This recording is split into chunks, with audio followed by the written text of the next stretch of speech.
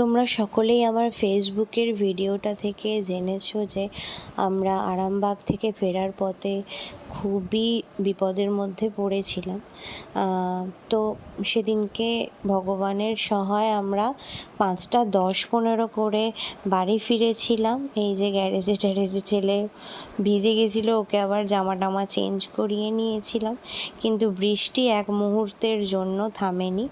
যাই হোক, বাইকটা এখন গ্যারেজেই রয়েছে, মেমারিতে দেওয়া। তার পরের দিনই ছিল লক্ষ্মী পুজো।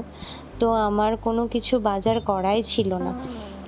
বাড়ি ফিরে যেহেতু করব বলে ভেবেছিলাম, কিন্তু বৃষ্টির জন্য আসলাম আমরা 5টা করে, তারপরে আর বাইকের ওই অবস্থা, তাই জন্য আর সেদিনকে বেরোনো হয়নি।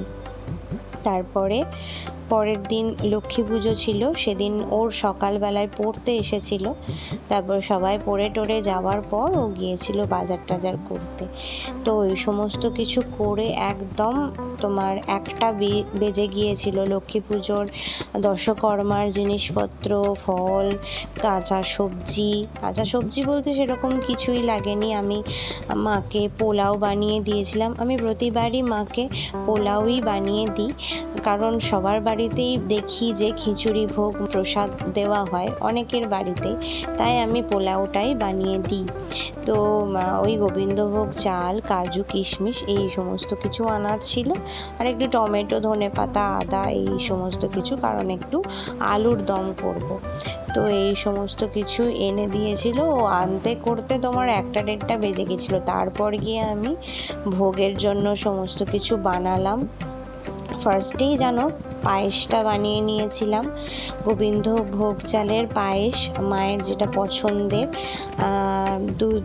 দুধ চিনি দিয়ে, কাজু কিশমিশ দিয়ে যেভাবে বানানো হয় ওটা বানানোর পরে আমি আলুটা সিদ্ধ করে নিয়েছিলাম আগে, যাতে আলুর দমটা তাড়াতাড়ি বানানো হয়ে যায়। আর তারপরে এই যে এই কড়াইটাতে রান্না করছি, এই কড়াইটা ও সেদিনকে নতুন কিনে এনেছিল, কারণ আমার নিরামিষ কোনো কড়াই ছিল না। আগের বারে যেই কড়াইটাতে রান্না করেছিলাম, ফ্রাইং প্যান ছিল, তো সেইটাতে না আমি যখন ছিলাম না ডিম ভেজে ফেলেছিল, তাই এবারে নতুন আবার কড়াই কেনা করিয়েছি ওকে দিয়ে। মায়ের জন্য এই যে আলুর দম বানিয়ে ফেললাম। আর তারপরে পোলাওটা তার আগেই আমি বানিয়ে নিয়েছিলাম, তাড়াতাড়ি করে ভোগগুলো বানিয়ে নিয়ে তারপরে বসেছিলাম নারকোল কুড়তে। আর আমাদের আরামবাগে না নারকোল গাছ রয়েছে, মানে ডাব গাছ রয়েছে, তো সেখান থেকে নারকোলটা মা বললো যে নিয়ে যেতে, আর নারকোলটা কিনতে হবে না, এটা থেকেই মাকে নারকোল কুড়ে দিবি। আমাদের নাড়ু করাটা নেই, আমাদের ওই নারকোলকে কুড়ে ওই তোমার চিড়ের সাথে চিড়ে নারকোল চিনি দিয়ে দিতে হয়, তো ওটাই দিয়েছিলাম। আর এই যে দেখো, এখানে আমার আলুর দমটা হয়ে গেছে। এমনি আদা, টমেটো, গরম মশলা ফোড়ন দিয়ে লাস্টে একটু জলের মধ্যে একটু ঘি দিয়ে দিয়েছিলাম। তো এইভাবে আমি আলুর দমটা বানিয়ে নিয়েছিলাম।